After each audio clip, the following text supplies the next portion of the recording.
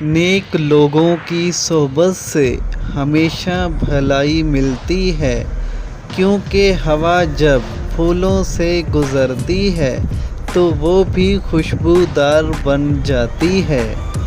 کچھ لوگ جتنے کیڑے دوسروں میں نکال رہے ہوتے ہیں، اس کی جگہ اپنے اندر سے صرف ایک کیڑا نکال لیں تو سب کی زندگی پرسکون ہو سکتی ہے۔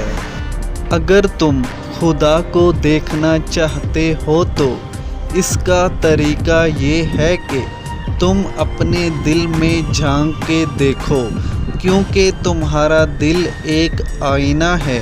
اگر یہ بدی سے پاک ہو تو اس میں خدا بھی نظر آ سکتا ہے۔ اپنی آواز کی بجائے اپنے دلائل کو بلند کیجیے۔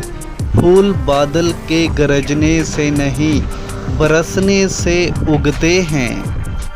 کسی کا بھلا نہ ہو سکے تو برا کرنے کی کوشش نہ کرو۔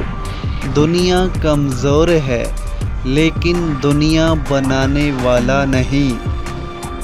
اچھے کے ساتھ اچھے رہو، لیکن برے کے ساتھ برے مت بنو، کیونکہ تم پانی سے خون صاف کر سکتے ہو، لیکن خون سے خون صاف نہیں کر سکتے۔ اللہ جب کسی کو اپنی طرف بلانا چاہتا ہے تو اسے کسی کے ہاتھوں ضرور توڑتا ہے، تاکہ اسے احساس ہو جائے کہ اللہ کی محبت کے علاوہ سب محبتیں فنا ہیں۔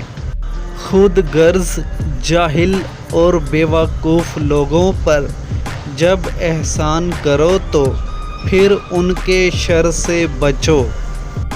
حقیقی دوست اور رشتہ دار وہ ہے جو اس وقت تمہیں اپنائے جب تم خالی ہاتھ ہوں۔ برے سلوک کا بہترین جواب اچھا سلوک ہے، اور جہالت کا بہترین جواب خاموشی ہے۔ اپنی بے عزتی کا جواب اتنی عزت سے دے کہ سامنے والا خود ہی شرمندہ ہو جائے۔